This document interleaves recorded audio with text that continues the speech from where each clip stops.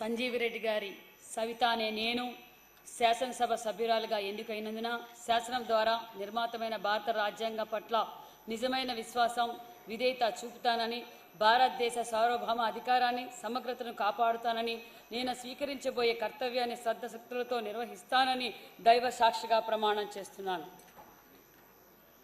ఆంధ్రప్రదేశ్ శాసనసభ్యురాలుగా సంజీవిరెడ్డి గారి సవిత అనే నేను సభా నియమాలను కట్టుబడి ఉంటానని, వాటిని అనుసరిస్తానని, సభా మర్యాదలను పాటిస్తానని, సాంప్రదాయాలను గౌరవిస్తానని దైవ సాక్షిగా ప్రమాణం చేస్తున్నాను.